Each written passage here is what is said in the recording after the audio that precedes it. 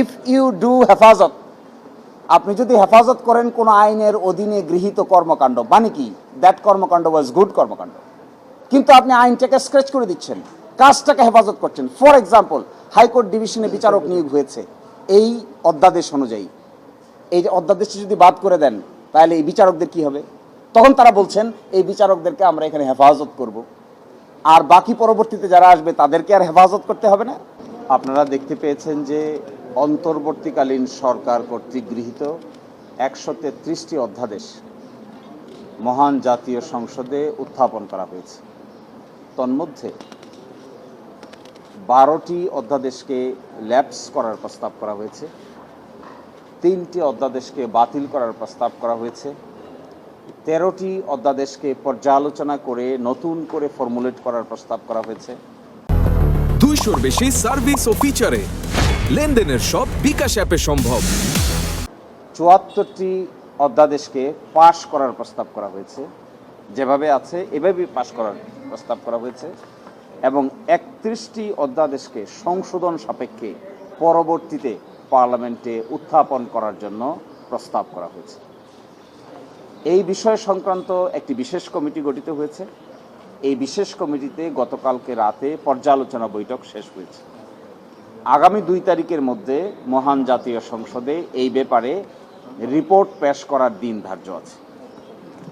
এই প্রেক্ষিতে কয়েকটি বিষয় নিয়ে, যেগুলোর জাতীয় গুরুত্ব আছে, এই কয়েকটি বিষয় নিয়ে আমরা আপনাদের সঙ্গে কথা বলবো। সবগুলি অধ্যাদেশ আপনাদের সঙ্গে আলোচনার বিষয়বস্তু নয়। তার মধ্যে প্রথমটা হলো গণভোট অধ্যাদেশ। আপনারা দেখবেন যে গণভোট অধ্যাদেশকে ইনফ্র্যাকচুয়াস হিসেবে ল্যাপস করার প্রস্তাব করা হয়েছে, অর্থাৎ গণভোট অধ্যাদেশের আর কোনো কার্যকারিতা নাই, সেই জন্য এটি অটোমেটিক বাতিল হয়ে যাবে মর্মে গতকালকে মতামত প্রকাশ করা হয়েছে। আমরা মনে করি এই ধারণাটি সঠিক না। গণভোট অধ্যাদেশের সঙ্গে জুলাই সনদ বাস্তবায়ন আদেশের ধারা 6 এবং বাংলাদেশের নির্বাচন কমিশন কর্তৃক ঘোষিত নির্বাচনের তফসিল ওতপ্রোতভাবে জড়িত, এবং নির্বাচনের তফসিল তার সাথে জুলাই সনদ বাস্তবায়ন আদেশের ধারা 6 এবং গণভোট অধ্যাদেশের শিডিউলে উল্লিখিত 30টি ঐকমত্যের বিষয়, এইগুলো এতভাবে ইন্টারলিঙ্কড, একটাকে যদি আরেকটা থেকে আলাদা করা হয় তাহলে আরেকটা অটোমেটিক মৃত্যুবরণ করবে। These are like inseparable twin, এগুলো অবিভাজ্য, অবিভক্ত।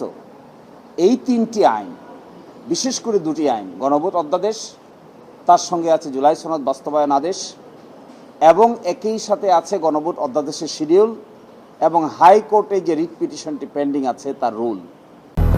200-র বেশি সার্ভিস ও ফিচারে লেনদেনের সব বিকাশ অ্যাপে সম্ভব।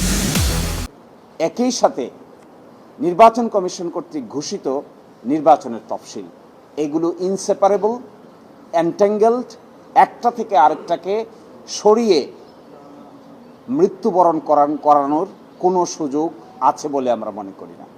যা কিছু হবে এসব কিছুর একসাথে হবে। যে সিদ্ধান্তই নিতে হবে, এই সিদ্ধান্ত নিতে হবে সবগুলোকে একসাথে করে। আমরা এখন গভর্নমেন্টকে বলছি, please do not take any unreasonable, unconstitutional, anti-reform project.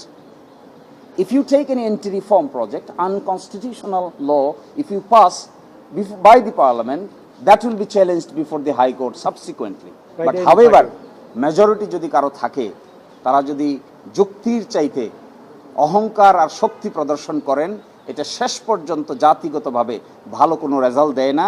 এটার প্রমাণ আমরা সকলে। ইফ ইউ ডু হেফাজত, আপনি যদি হেফাজত করেন কোনো আইনের অধীনে গৃহীত কর্মকাণ্ড, মানে কি দ্যাট কর্মকাণ্ড ওয়াজ গুড কর্মকাণ্ড, কিন্তু আপনি আইনটাকে স্ক্র্যাচ করে দিচ্ছেন, কাজটাকে হেফাজত করছেন। ফর এক্সাম্পল, হাইকোর্ট ডিভিশনে বিচারক নিয়োগ হয়েছে এই অধ্যাদেশ অনুযায়ী, এই যে অধ্যাদেশটি যদি বাদ করে দেন তাহলে এই বিচারকদের কি হবে? তখন তারা বলছেন এই বিচারকদেরকে আমরা এখানে হেফাজত করব, আর বাকি পরবর্তীতে যারা আসবে তাদেরকে আর হেফাজত করতে হবে না, তারা হেফাজতের বাইরে চলে যাবে। এই জন্য if you recognise a system good, if you save the activity of a particular system, you have to save at the same time the provision of law at the same time. আপনি আইনকে scratch করে দিয়ে কাজটাকে বাস্তবায়ন করবেন, তাহলে পরবর্তীতে এই কাজটা কি করে হবে? পরবর্তীতে আবার তো হাইকোর্টে বিচারক নিয়োগ দেওয়ার প্রশ্ন আসবে, অল্প দিনের মধ্যে আসবে, আপিলের ডিভিশনে বিচারক নিয়োগ করার প্রশ্ন আসবে। এই প্রশ্নগুলো কিভাবে সলভ করবেন? আগেরটা ভালো মনে করে সেভ করছেন, পরেরটা কি করবেন? আগের মতোই করবেন, গোপনে গোপনে টেবিলের নিচ দেয়া, অমুকরে পছন্দ, তমুকরে অপছন্দ, অমুক আমার দলের লোক, তমুক আমার দলের লোক, এইভাবে বিচারক নিয়োগ করার জন্য আবার সেই রাস্তা ওপেন করছেন। This is a bad intention, nobody should do this.